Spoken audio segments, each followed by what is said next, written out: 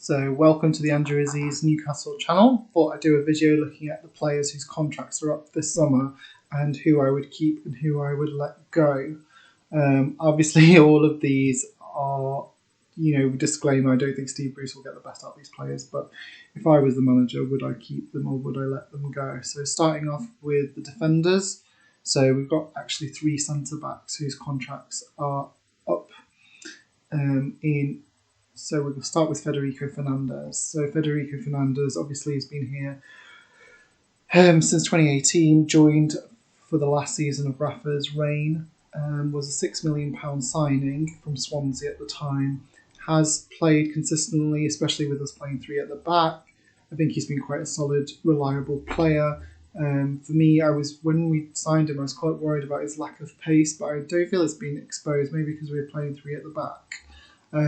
He, for me, would be a no-brainer. You would probably want to keep him.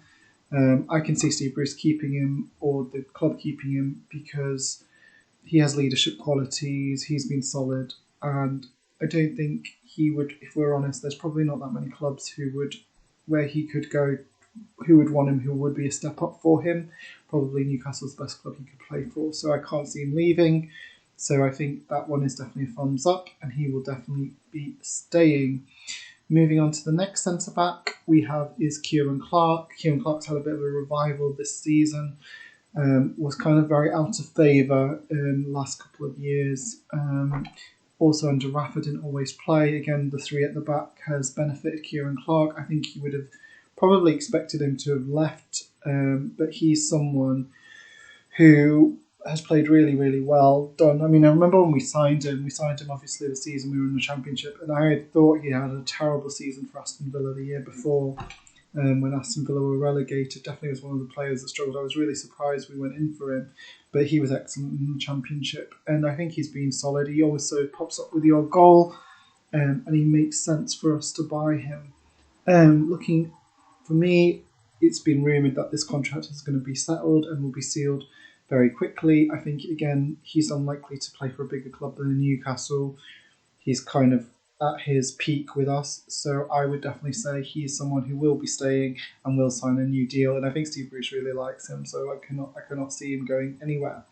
The next player is Fabian Schär, player who again joined in the last season Rafa Benitez for £3 million from Deportivo La Coruña. He had joined due to a relegation release clause, had an excellent season with us, in my opinion, with Rafa in that first year, was very, very good. But since the last couple of years, I think he has lost his way. It's been quite rumoured to be joining Inter Milan. I think, for me, with him being in and out the team, not even playing when we've got having to play three centre-backs, I cannot see him staying. I think he probably also was probably frustrated at having to play in defensive midfield a couple of times, and I can't see him staying. I don't think he looks very happy. Even when he has played, he's not the same player that we saw a couple of years ago. He's definitely lost his way. He probably wants to move, and I wouldn't blame him. I think, in my opinion, he was the second best centre-back we had behind Florian Lejeune, who I still think is our best centre-back. I think we've seen a huge drop-off from Lascelles. I personally rate, in terms of ability, Fabian Schär, but he has completely lost his way, and I think he probably wants out and he will be moving. Don't blame him either, to be honest.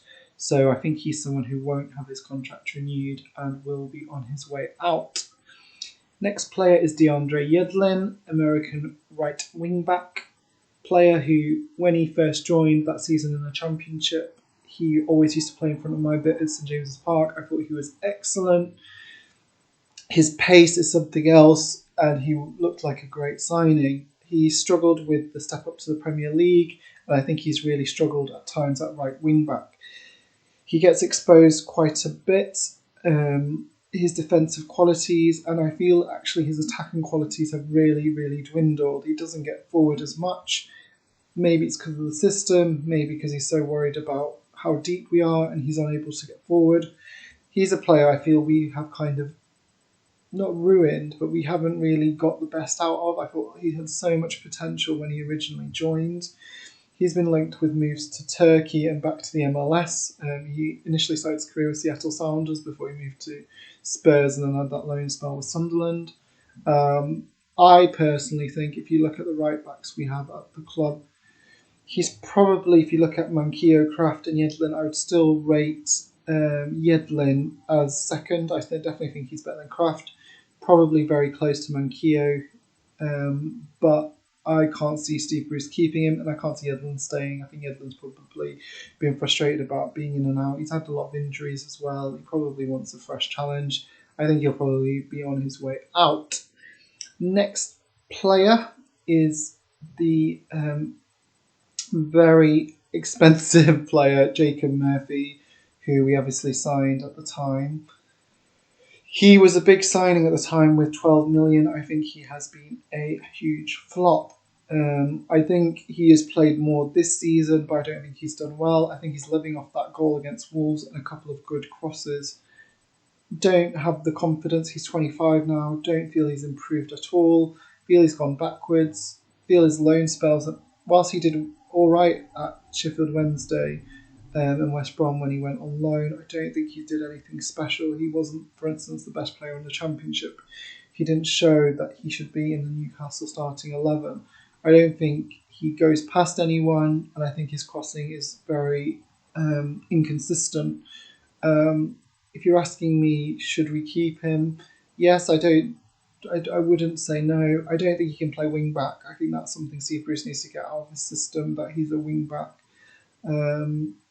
I really feel he's living off that goal. I think he has been rubbish, to be honest, since we signed him. Tries hard. I appreciate that he's a fan, but I definitely don't think in the long term he's someone I would want to keep.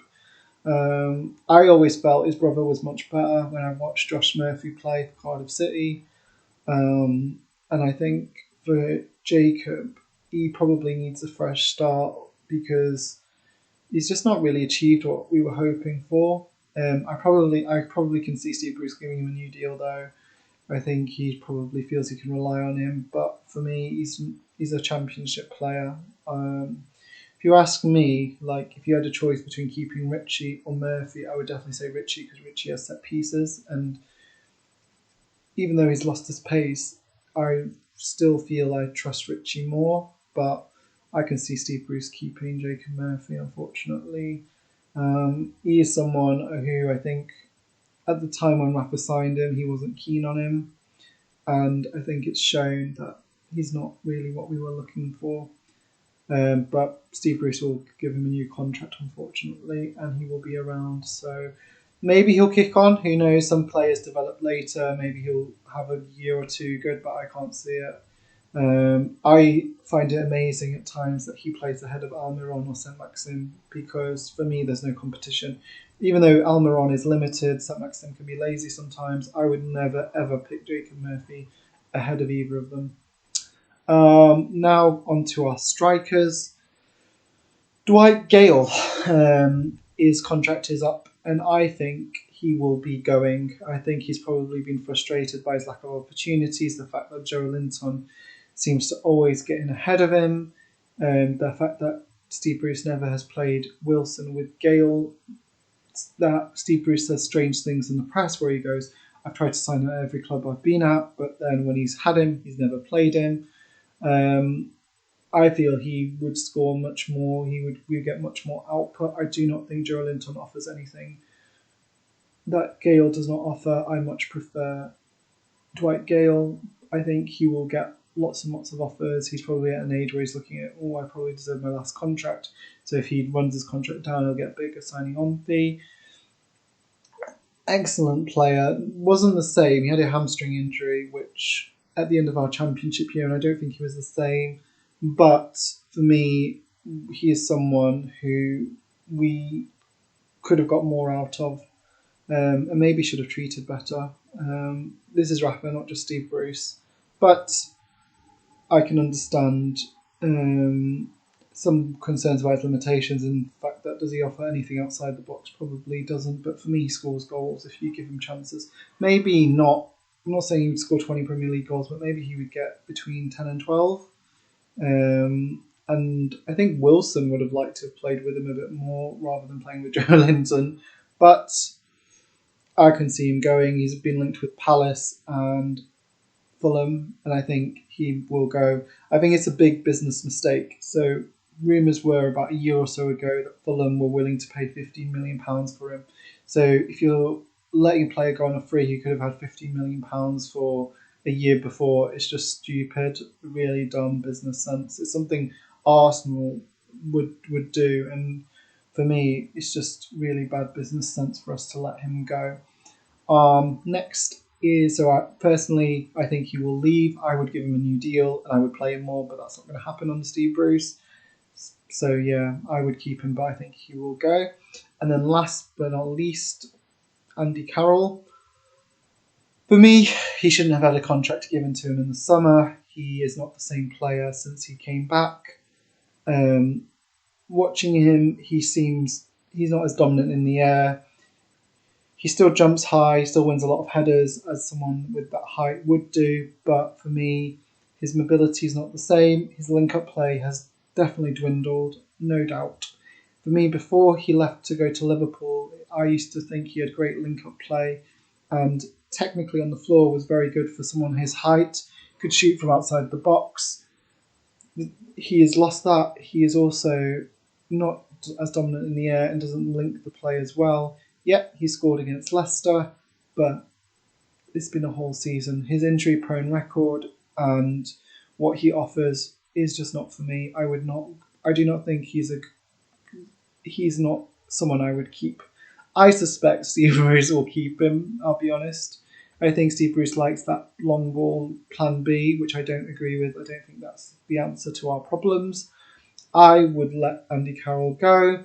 I loved Andy Carroll's first time round. I was so happy when we had him in the Premier League before. I was devastated when he left. He is not the same player. We need to stop trying to think that we're going to get that player back. That's never going to happen. I would let him go. I think if another club came in for him, I would easily just say let's let him go. He's not the same player. There are other options around Europe.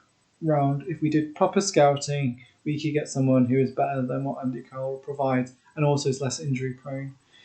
Because you're paying someone a wage to be on the physio table, and he's not the same player. Not the same player at all. So let me know what you think of those players that I've discussed today, and would really appreciate who you think we should give a new contract to and who you think we shouldn't. Thanks very much. Hit the like and subscribe button.